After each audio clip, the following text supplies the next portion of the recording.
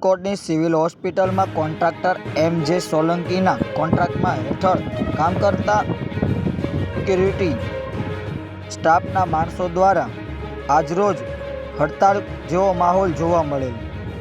સ્ટાફના માણસો દ્વારા તે પણ જણાવવામાં આવેલ કે 3 મહિનાથી પગાર અને પીએફ ઓછું જમા થાય છે અને સુપરવાઇઝર દ્વારા કોઈ પણ આ મુદ્દે અવાજ ઉઠાવનાર 15 જેટલા સિક્યુરિટી ગાર્ડને છૂટા કરવામાં આવી રહ્યા છે।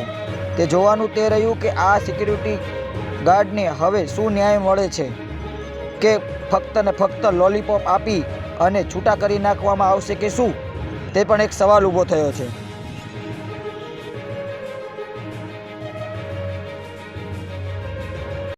મારું નામ છે સપ્પા જયદાબેન। અધરો છૂટો કરવામાં આવે છે। અમે સાચું કહી છીએ એટલે અમે અધરો છૂટો કરવામાં આવે છે અને અમારે જે ગરીબ માણસોના પૈસા એ ઉપડા અધરો ખાઈ જાય છે અને અમે કહી છીએ ખાસ કરીને અમે બધા એક સાથે કીધું એટલે અમને છૂટા કરવામાં આવી જાય છે।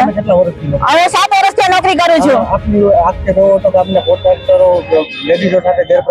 હા, ગેરપ્રકારનું પૂરેપૂરું વર્તન કરે છે અને સુપરવાઇઝર રાતે દારૂ પીધેલા અને ગેરવર્તન કરે અમારું। અમે સાચું કહેવા જાય તો બાપુ અમને એમ કહી દે કે તમે છૂટા બધાય। ખાસ કરીને અમને માહિતી મળતા મીડિયાને માહિતી મળતા એવું પણ અમને જાણવા મળ્યું છે કે આપનું જીએસટી કપાય છે 12 મહિનાનું પીએફ કપાય 6 મહિને જ મળે છે અમને અને તમારે 6 મહિને જ અમારું પીએફ નાખવામાં આવે છે। બાકી ઉપલા વધારે આવે છે લોકો ખાઈ જાય છે બધા ગરીબ માણસોના।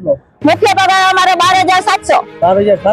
રજા રાખો તો કેટલો પગાર? રજા અમને મળતી જ નથી। રજા અમારી મળે તો અમારા રજાના પૈસા એ લોકો ખાઈ જાય છે। ઉપરથી 500 રૂપિયા રજાના કાપી લે ગરીબ માણસોના। ખાસ કરીને એમ.જે. સોલંકીના આટલા વર્ષથી કોન્ટ્રાક્ટ છે, સત્તાધારી પક્ષનો હાથ હોઈ શકે છે? હા, હોઈ શકે છે પૂરેપૂરો।